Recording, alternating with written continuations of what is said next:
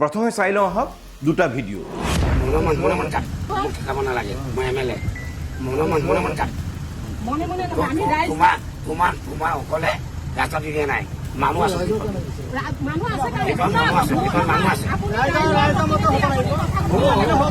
আইনত আছে নাই আমি নাজানো, কিন্তু চৰকাৰী বিষয়া কৰ্মচাৰী গাঁও প্ৰধান কোনো ধৰণৰ চৰকাৰৰ লগত জড়িত ব্যক্তিয়ে মদৰ লগত সম্পৰ্ক থাকিব নালাগে। মইতো ভাবো ভৱিষ্যতৰ দিনত কোনোবা পৰিয়ালত যদি মদ খায় সেই পৰিয়ালৰ পৰা অৰুণোদয় পতন কৰিব। ইয়াৰে এটা ভিডিঅ' মৰিগাঁৱৰ বিধায়ক ৰমাকান্ত দেউৰী। ৰমাকান্ত দেউৰীক আপোনালোকে জানে, ৰমাকান্ত দেউৰীৰ কৰ্মকাণ্ডৰ বিষয়ে জানে আপোনালোকে। এটা বিশেষ ভিডিঅ' ৰমাকান্ত দেউৰী ভাইৰেল হৈছিল, সেই ভিডিঅ'টো আমাৰ লগত আছে, সেই ভিডিঅ'টো দেখুৱাব খোজা নাই। আমি দ্বিতীয় ভিডিঅ'টোলৈ আহিছোঁ। দ্বিতীয় ভিডিঅ'টো নিৰ্বাচনৰ পিছৰ সৰুপথাৰৰ ভদ্ৰ শিক্ষিত অভিজাত বিধায়ক বিশ্বজিৎ ফুকনৰ। আইনত আছে নাই আমি নাজানো, কিন্তু চৰকাৰী বিষয়া কৰ্মচাৰী গাঁও প্ৰধান কোনো ধৰণৰ চৰকাৰৰ লগত জড়িত ব্যক্তিয়ে মদৰ লগত সম্পৰ্ক থাকিব নালাগে। মইতো ভাবো ভৱিষ্যতৰ দিনত কোনোবা পৰিয়ালত যদি মদ খায় সেই পৰিয়ালৰ পৰা অৰুণোদয় পতন কৰিব। বিশ্বজিৎ ফুকনে যিখিনি কথা কৈছে, সুৰাৰ বিৰুদ্ধে কথা কৈছে, শুনি খুব ভাল লাগিছে। কিন্তু বিশ্বজিৎ ফুকনৰ এটা বাক্য আপোনালোকে মন কৰিব। বিশ্বজিৎ ফুকনে কৈছে যে আমি আইনৰ কথা নাজানো। আইনত আছে নাই আমি নাজানো। এতিয়া সেই ভিডিঅ'টোলৈ পিছলৈ আহিম। এতিয়া আহোঁ যে বিজেপিয়ে 102খন চিট পোৱাৰ পিছত একাংশ বিজেপি বিধায়কৰ মুখৰ ভাষা ব্যৱহাৰ কেনেদৰে পৰিৱৰ্তন হৈছে সেই কথাটোকে আমি আজি আলোচনা কৰিব খুজিছোঁ। আৰু বিজেপিয়ে 102খন আসন পোৱাৰ কাৰণ কম বেছি পৰিমাণে আমি জানো।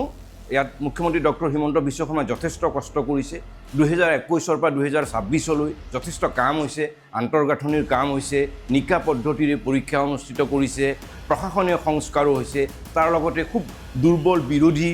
কিন্তু তাৰ লগতে আৰু এটা কাৰণ আছে, আৰু এটা যাদু আছে, যাৰ বাবে বিজেপিয়ে 102খন আসন পাবলৈ সক্ষম হ'ল। অভিলেখ সংখ্যক আসন, প্ৰায় সকলোবোৰ হিন্দু চিটতে কংগ্ৰেছ পৰাস্ত হ'ল বুলি ক'ব পাৰি। আৰু তাৰ আঁৰত এটা যাদু আছে। সেই যাদুৱে মই এতিয়া অংক কৰি আপোনালোকক দেখুৱাব খুজিছোঁ। সেই যাদুটো মই এতিয়া আপোনালোকক দেখুৱাম। মই ইয়াতে অংক কৰি মই দেখুৱাম যাদুটো। আহক মই অংকৰ জৰিয়তে বুজাই দিছোঁ আপোনাক যাদুটো। বিজেপিয়ে ভোট লাভ কৰিছে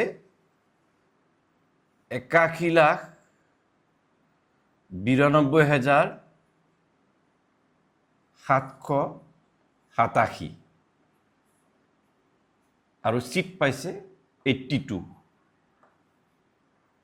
কংগ্ৰেছে ভোট পাইছে 60,46,680, আসন পাইছে 19।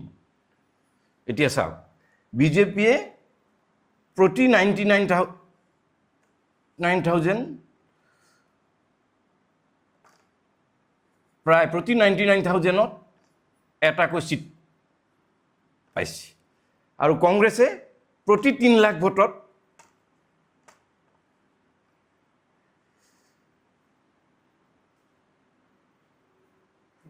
এটাকৈ চিট পাইছে। বিজেপিয়ে যেনেকৈ এই বিজেপিৰ ৰেচিঅ'ত যদি কংগ্ৰেছে চিট পালে হয় তেতিয়াহ'লে কংগ্ৰেছৰ আসন সংখ্যা হ'ল হয় 60। এয়া হৈছে এটা অংক। আৰু এই গ্ৰাফিক্সতো মই দেখুৱাইছোঁ। গ্ৰাফিক্সতো আৰু ভালকৈ বুজি লওক। গ্ৰাফিক্সত ভালকৈ বেছি বুজি পাব গোটেই বিষয়খিনি। গ্ৰাফিক্সত আৰু এবাৰ দেখাইছোঁ।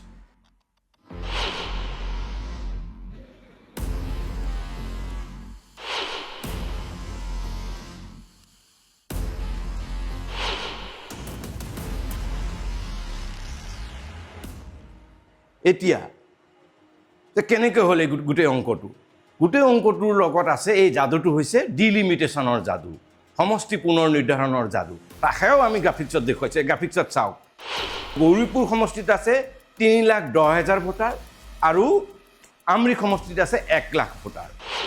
বীৰসিং জাৰুৱাত আছে 2,90,000 ভোটাৰ আৰু ডিমা হাছাও সমষ্টিত আছে 1,10,000 ভোটাৰ। অৰ্থাৎ কোনোবা এটা সমষ্টিতকৈ 3 গুণ বেছি ভোট আছে সংখ্যালঘু সমষ্টিত। গতিকে বিজেপিৰ এই গোটেই বিজয়ৰ আঁৰত ক'ৰবাত সমষ্টি পুনৰ নিৰ্ধাৰণ ডিলিমিটেশ্যনৰো ডাঙৰ ভূমিকা আছে। ঠিক আছে, গোটেই প্ৰক্ৰিয়াখিনি গণতান্ত্ৰিক প্ৰক্ৰিয়াৰে কৰিছে। ডক্টৰ হিমন্ত বিশ্ব শৰ্মা তাৰ টীম কষ্ট কৰিছে, বিৰোধীয়ে অন্তিম মুহূৰ্তলৈকে মিত্ৰতা কৰিব পৰা নাই, সেইবিলাকো ফেক্টৰ আছে। সেইটো কাৰণে বিজেপিয়ে জিকিছে, 102টা চিট পাইছে, ৰাইজে মৰম দিছে, মানি লৈছে সকলোৱে। খুব ধুনীয়া হৈছে, আগলৈ ভাল কাম কৰক। কিন্তু 102টা ছিট পোৱা মানে ইয়াত ৰাজতন্ত্ৰও অহা নাই, কোনো ৰজাও অহা নাই। সমষ্টিৰ বিধায়কসকলে ভাবিব নালাগে যে তেওঁলোক ৰজা হৈছে। আৰু এইবাৰ এটা অপ্ৰিয় হ'লেও এইটো সত্য কথা যে বহুকেইজন বিধায়ক এইবাৰ এইটো নিৰ্বাচনতে জনবিৰোধৰো সন্মুখীন হৈছিল, কিন্তু ডক্টৰ হিমন্ত বিশ্ব শৰ্মাৰ কাম আৰু ডক্টৰ হিমন্ত বিশ্ব শৰ্মাৰ অক্সিজেনত জিকি আহিবলৈ সক্ষম হৈছিল। গতিকে 102খন আসন যে পাইছে সেই বাৰ্তা কিন্তু, সেই মেণ্ডেট কিন্তু অহংকাৰ কৰিবৰ কাৰণে নহয়, ৰাইজক ভাবুকি দিবৰ কাৰণে নহয়। গতিকে বিশ্বজিৎ ফুকনলৈ প্ৰশ্ন, আইনত আছে নে আমি নাজানো। Arrogance, घमंड, I like it. इसे थोड़ा कम कर, बहुत ऊपर जाएगा। বিশ্বজিৎ ফুকনে কৈছে আমি আইনৰ কথা নাজানো। বিশ্বজিৎ ফুকনক আমি ক'ব খুজিছোঁ 102খন আসন কি, 126 আসন পালেও আইনৰ কথা মানিব লাগিব, আইনৰ কথা জানিব লাগিব বিধায়কে। 2 নম্বৰ কথা যে আপুনি যে ভাবুকি দিছে যে অৰুণোদয় নিদিওঁ, পৰিয়ালৰ কোনোবা সদস্যই সুৰাপান কৰি, নিশ্চিতভাৱে সুৰাপান বেয়া কথা, কিন্তু সুৰাপান কৰা পৰিয়ালৰ অৰুণোদয় কাটি দিম বুলি ভাবুকি দিবলৈ আপুনি কোন? আপুনি ছুপাৰ CM। এটা প্ৰক্ৰিয়াৰ মাজেৰে অৰুণোদয় কৰ্তন হওক, ঠিক আছে, কিন্তু 102খন আসন পোৱাৰ পিছতেই অহংকাৰে মূৰত ধৰাৰ নিচিনাকৈ মানুহক ভাবুকি দিয়াৰ অধিকাৰ ক'ত পালে কথাটো। আৰু 3 নম্বৰ কথা, আপুনি যে সমষ্টিত এইদৰে ভাষণবাজি কৰি কৈছে যে সুৰাৰ বিৰুদ্ধে মাত মাতিছে, আপুনি বিধানসভাৰ মজিয়াত কেতিয়াবা চৰকাৰৰ সুৰাৰ নীতিৰ বিৰুদ্ধে মাত মাতিছেনে?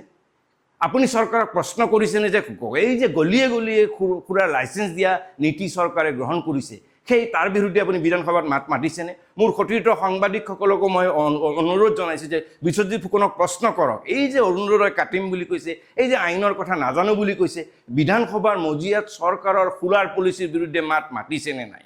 এই গোটেই ভিডিঅ'টো কৰিছোঁ যাতে বিধায়কসকলে, বিজেপিৰ বিধায়কসকলে ভাবি নলয় যে 102খন আসন পোৱাৰ বাবে ইয়াত ৰাজতন্ত্ৰ আহি গ'ল, সমষ্টিত ৰজাৰ দৰে আচৰণ কৰিব।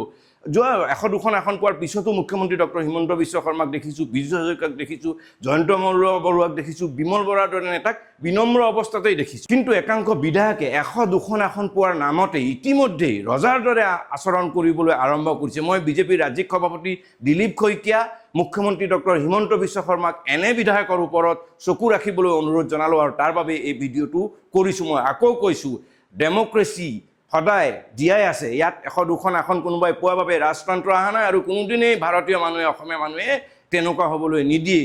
এতিয়া 102খন হোৱাৰ পিছতো democracy for the people, of the people, by the people. ধন্যবাদ। Arrogance, घमंड, I like it. इसे थोड़ा कम कर, बहुत ऊपर जाएगा।